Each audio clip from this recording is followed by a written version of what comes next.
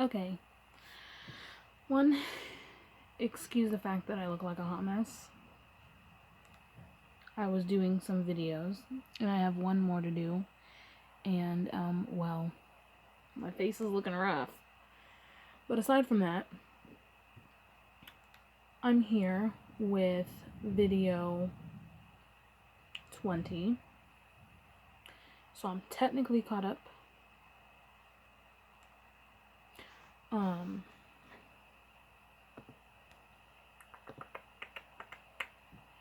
So today's story is going to be about one that my best friend Janaea told me, and it was a story that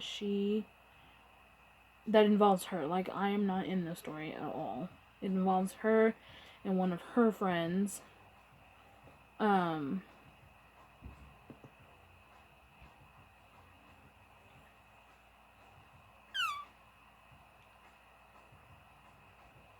I'm pulling it up. I wrote it down. Charlie is his name. So I'm basically just gonna kind of like read to you the story. Because as she sent me voicemails or voice messages about it, I was typing it out so that I had a reference and stuff. So basically, she said back in 2006 to 2007, she was in like 6th grade. My best friend Janaea was in North Platte, and she wanted to hang out with one of her friends, Charlie. He didn't live too far from her. He lived maybe like a block or two away. And on this particular day, he was out running errands, and she knew he was out running errands, and she knew roughly about what time he was supposed to be getting home. So she just decided to go ahead and walk over to his house so that when he got home, they could hang out. Prior to this, she said that she had only been over to his house like one other time, but that time, this time, and then normally after that, they usually just go up to his game room, and so she didn't really know like the people who he lived with, and she didn't really spend much time with anybody but him. So before she left her house to go to his house, she sent him a text message to let him know that she was on her way over to his house. And when she got to his house, she saw that his car was gone. And she didn't really think anything of it. You know, oh well, his car's gone. I already knew he was gone. Whatever. I'm just going to go and knock on the door. Maybe it's like in the garage or something. So she goes and knocks on the door, but then no one answers. So then she calls him to let him know that she's now at his house. And he tells her that he's almost home and will be there soon, but he's not home yet. So they agreed for her to just wait on his front porch until he got home. And then she said, it's very important that I describe to you how the porch was set up and where on the porch she sat. So she said that they had a lot of chairs on the porch, and that they were placed in like a U, so they were kind of like this. These were all chairs. And in my head, I'm guessing that it's so that when you're sitting there with a bunch of people, you can all kind of be looking towards each other. So there's chairs that would face the main window of the house, and then there's chairs that would face the other side of the porch, and then there's chairs that would face the street. So she was sitting closest to the stairs to the porch, and that put her facing the main window of the house. And then she said it's also very important to talk about the curtains to the window. So basically, the way that she described it is that there are two sets of curtains. The inner curtain and the outer curtain. The outer curtain is a solid color, like solid, so once it's closed, you cannot see through it. Those curtains were open. The inner curtains were more like lace. And the way that they described it is like a doily. So it's lace and you can see through it, but you can't, like, it's not very clear. So, in other words, if I'm holding up my hand and then a doily, I can see that my hand is there, but I can't really see all of the detail of my hand because there's still a lot that's not able to be seen through that. So the lace one was closed, and then the solid curtain was open, so she could see into the window. She looked through the window and noticed that there was an old lady standing inside the house on the other side of the lace curtain. So Janaea waved at her and thought, oh, someone's home, maybe I can just wait inside. So she got up, went over to the door and knocked on it, but the old lady did not move, didn't go to the door, she didn't answer the door, she just stood there.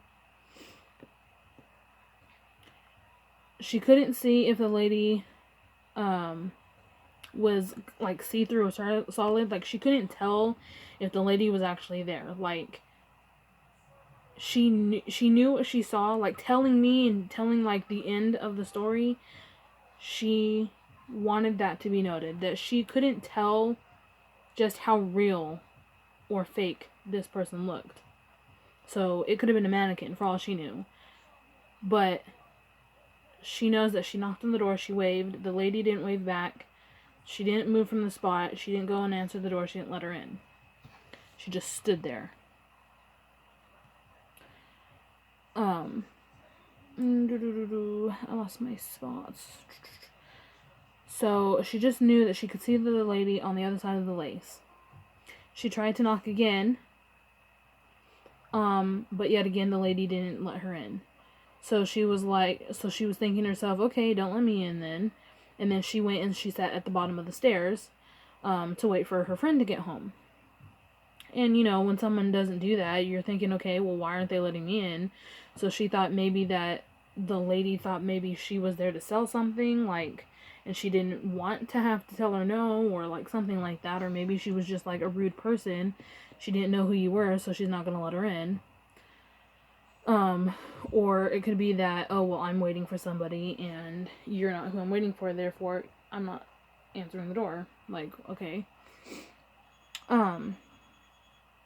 But then Charlie got home and he got out of the car and he walked over to Janaea.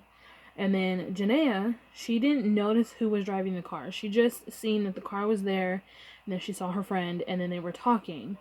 And then somewhere along the lines in their talking, she says to Charlie, yeah, your grandma didn't let me in. And Charlie looked really confused and asked her, my grandma? And then Janaea said, yeah, she was like in the window and she saw me and she wouldn't let me in, even though I knocked on the door a second time. Then Charlie turned around and pointed to the car and said, that grandma? Janaea looked past him and at the car to see that his actual grandmother was getting out of the car and realized that she's the one who drove him home. Then she says, no, not that grandma, the other grandma. And he goes, I don't have any other grandmas. They're all passed away, or I didn't know them.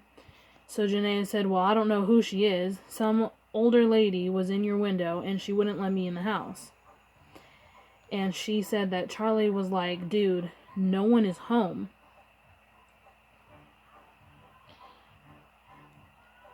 My grandpa's at physical therapy, and we just got back from running our errands, so no one's home. It's just the three of us now. And so Janaea was like, are you sure about that? And then Charlie said, yes, no one's home, the door's locked. And they unlocked the door and showed her that they were the only three that was there, that there was nobody else inside the house. And so then Janaea was like, well, then I just saw a ghost in your house. And then at first, like, his grandma, who had just, you know, his actual grandma, wasn't really, like, paying much attention. She was like, whatever, they're just talking about, you know, stuff that they talk about. They're friends, they're in 6th grade, whatever. But then the longer they talked about it, the grandma started realizing stuff. And so she was like, hold on a minute. She gets up, she goes over and grabs this big old photo album, comes back, and she's looking through the pages, and she pulls out this picture. And she goes, is this who you're talking about? And Janaea looks at the picture and says, yes, that's her. Well, it turns out that the person that she saw in the window was a ghost, and it was her friend Charlie's great-grandmother.